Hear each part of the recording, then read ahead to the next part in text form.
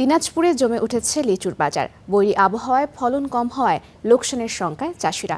জেলার কলিতলা new market ফলের আড়ত থেকে বিস্তারিত জানাবেন মোস্তাফিজুর রহমান। মোস্তাফিজ, বর্তমানে দিনাজপুরে লিচুর ফলন কেমন দেখছেন এবং দাম নিয়ে বিক্রেতারা কি বলছেন, জানাবেন বিস্তারিত। ধন্যবাদ ফারিয়া। এবছর লিচুর মুকুল আসা থেকে শুরু করে এখনো পর্যন্ত যে বাজারজাত করা হচ্ছে, দিনাজপুর মোটামুটি একটা বৈরী আবহাওয়ার মধ্যে দিয়ে সময় পার করছে। বিশেষ করে লিচুর যখন মুকুল আসে, তারপরে যে পরিচর্যা করার যে মূল সময়গুলো থাকে, সেই সময়গুলো থেকে কিন্তু কৃষকরা পর্যাপ্ত পরিমাণ সময় পায়নি তারা যেভাবে পরিচর্যা করেন প্রতি বছর। এর কারণ, অন্যতম কারণ হচ্ছে যে বৃষ্টি।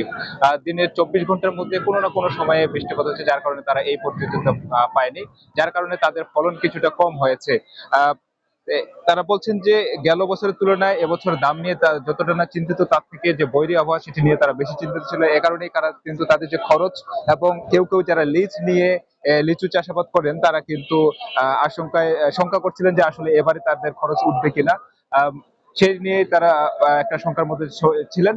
এখনো পর্যন্ত আমরা দিনাজপুরের লিচু বাজারগুলোতে ঘুরে দেখেছি। আমি যে মুহূর্তে আছি, এটা হচ্ছে দিনাজপুরের নিউ মার্কেট ফলের আড়ত। এখানে মূলত দিনাজপুরের বিভিন্ন সদর উপজেলা ছাড়াও বিভিন্ন উপজেলার বিভিন্ন ইউনিয়ন থেকে এখানে মূলত আসে। আজকে লিচুর বাজার মোটামুটি বাড়তির দিকে রয়েছে।